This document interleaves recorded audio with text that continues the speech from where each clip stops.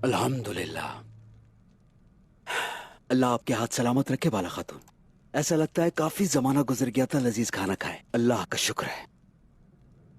बुरान मुझसे बहुत अरसे से फरमाइश कर रहे थे, लेकिन हरन का गोश्त बाला जैसा कहाँ बना सकती हूँ मैं। शुक्रिया दोनों का। मैंने खाना पकाना दरगाह में आगचा और पहलवान दरवेश से सीखा है।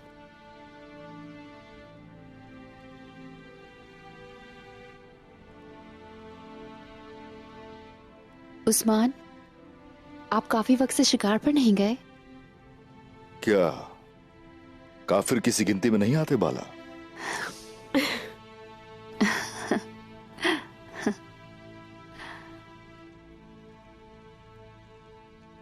हाय हाय हाय।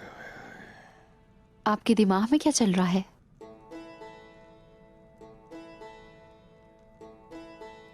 जब मैं बहुत छोटा था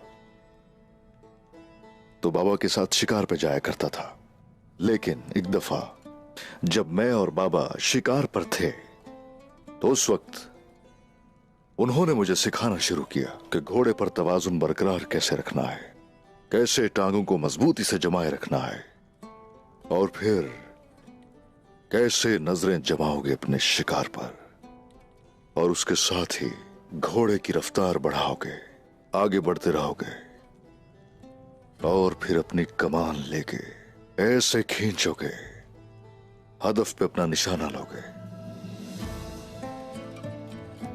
और फिर एक हरन पर नजर पड़ी और हम उसके पीछे हो लिए। उन्होंने जो बताया था वही सब किया और कहने लगे कि अब तुम्हारी बारी है, लेकिन यह करने के लिए तजुर्बा चाहिए। उसके बाद बाबा और मैं जंगलात से होते हुए, घोड़े दौड़ाते हुए बहुत बड़ी वादी में चले गए, उस हरन का पीछा करते हुए। फिर मैंने अपनी कमान निकाली और अपने पैर जमाए, फिर निशाना लिया, अथा मार दिया उसे। बाबा हैरानी से कहने लगे, ये तुमने मारा है? मैंने कहा, आपने बताया, मैंने कर दिखाया, और इसलिए मारा क्योंकि आपने सिखाया मुझे।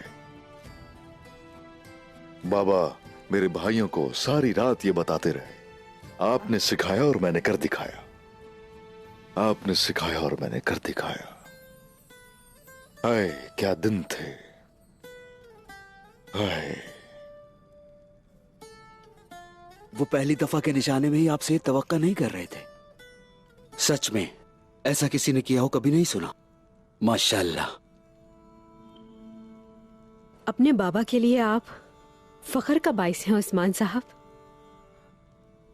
बिल्कुल फख्र है गुंजा, और जब मेरे सरदार की औलाद होगी तो ये भी फख्र करेंगे।